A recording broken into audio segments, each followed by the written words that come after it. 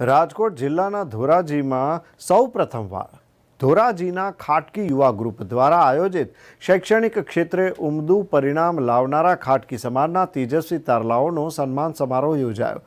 ધોરાજીમાં હઝરત મોહમ્મદ પૈગંબર સાહેબ અને ગોશ-એ આઝમ દસતગીરની યાદમાં ઇનામ વિતરણ કાર્યક્રમ યોજાયો હતો। બાળકો કુરાને શરીફ શિક્ષકની તાલીમ લે તેવા ઉમદા ઉદ્દેશ્ય સાથે ધોરાજીના ખાટકી યુવા ગ્રુપ દ્વારા આજ રોજ ખાટકી સમાજના જે બાળકોએ સારી ટકાવારી મેળવીને પાસ થયેલા હોય તેમને ઇનામો આપી પ્રોત્સાહિત કર્યા હતા।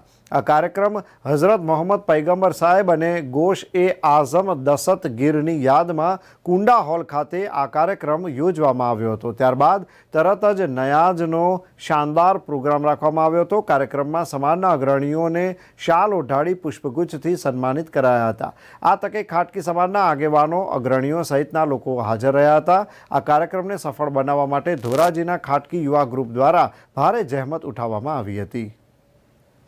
ધોરાજી યુવા ગ્રુપ દ્વારા આ પહેલી જ વખત શૈક્ષણિક અને દીની દુનિયાની તાલીમ વાળો એક કાર્યક્રમ રાખ્યો।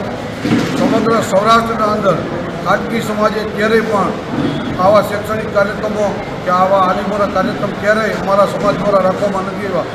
સમગ્ર સૌરાષ્ટ્રમાં પહેલી વાર થયું અને હું આ સૌરાષ્ટ્ર આખાના બધા અમારા ખાટકી સમાજના પ્રમુખો અને બધા હાજર હતા। એ તમામને અમારી વિનંતી છે કે તમે દરેક શહેરમાં અને દરેક ગામ સુધી આનો સંદેશો પહોંચાડી અને દરેક સમાજ સુધી આ બધો પ્રોગ્રામ જે સમગ્ર શહેરમાં થાય એવી ખાટકી તરફથી હું ખાસ અપીલ કરું છું। કેમ કે ખાટકી સમાજ એ સૌથી મુસ્લિમ સમાજમાં અંદર સૌથી પછાતમાં પછાત જો કોઈ કોમ રહી હોય તો અમારો ખાટકી સમાજ રહ્યો છે। શૈક્ષણિક રીતે તમામ લાભોની દ્રષ્ટિએ અમારો સમાજ હંમેશા પાછળ રહ્યો છે। એટલે અમારા સમાજને એકત્રિત થાય, સંગઠિત બને અને અમારો સમાજ કંધથી કંધો મિલાવીને દરેક સમાજની સાથે પ્રગતિ કરે। આજના ટેકનિકલી યુગના અંદર અમારો ખાટકી સમાજ આગળ વધે એવી અમારી ખાસ અપેક્ષા છે અને આજનો અમારું યુવાધન જે ભેગું થયું છે એને અમે ખૂબ શુભેચ્છા આપી હતી અને વધારે પણ વધારે આવી પ્રગતિ કરે એટલે આજના મુબારક દિવસે ધોરાજી યુવા ગ્રુપને હું અભિનંદન આપું છું અને સમગ્ર સૌરાષ્ટ્રના ખાટકી બધા યુવાનો આગળ વધે એવી આજના દિવસે હું મુબારક દિવસે બધાને શુભકામના આપું છું। કઈ રીતે આ કાર્યક્રમ રાખવામાં આવ્યું હતું? આજનો ઇનામ વિતરણ કાર્યક્રમ જે રાખ્યો શૈક્ષણિક રીતે અમારા સમાજના અંદર શૈક્ષણિક ક્ષેત્ર બહુ નબળું છે અને આ પ્રોગ્રામ કરી હતી એક ઉત્સાહ થયો છે અને શૈક્ષણિક ક્ષેત્રે અમારો સમાજ ખાટકી સમાજ આગળ વધશે એવી મને 100% આશા છે। શિક્ષણ ઉપર ભાર મૂકશે ખાટકી સમાજ? 100% ખાટકી સમાજ શૈક્ષણિક ઉપર ભાર મૂકશે। અમારા સમાજમાં ડૉક્ટરો વધે, એન્જિનિયરો વધે, વધારેમાં વધારે પ્રગતિ કરે એવી આજના મુબારક દિવસોમાં બધાએ ખાટકી સમાજ વતી બધાને દુઆ કરી। આવ્યા પછી અમને એમ લાગ્યું કે ખાટકી યુવા ગ્રુપ ધોરાજીનું જે કામ છે એ ઘણું પ્રશંસનીય છે અને સૌરાષ્ટ્રમાં મારા ખ્યાલથી આ એક પહેલ છે કે જેમાં ખાટકી યુવાનોએ આવું કોઈક રચનાત્મક પ્રવૃત્તિ, રચનાત્મક કામ કર્યું હોય। આટલા વર્ષોમાં મારા ધ્યાનમાં નથી એવું કે ક્યારેય કોઈ પણ ખાટકી સમાજ કોઈ ગામમાં ખાટકી લોકોએ કોઈ સાથે મળી આટલું સારું કામ કર્યું હોય અને ઘણી ખુશીની વાત છે અને અલ્લાહ પાસે દુઆ કરીએ કે આ લોકો જે કામ કરે તે એમાં હજી ઉત્તરોત્તર વધારો થાય અને સારી નામના મેળવે, સારું કામ કરે।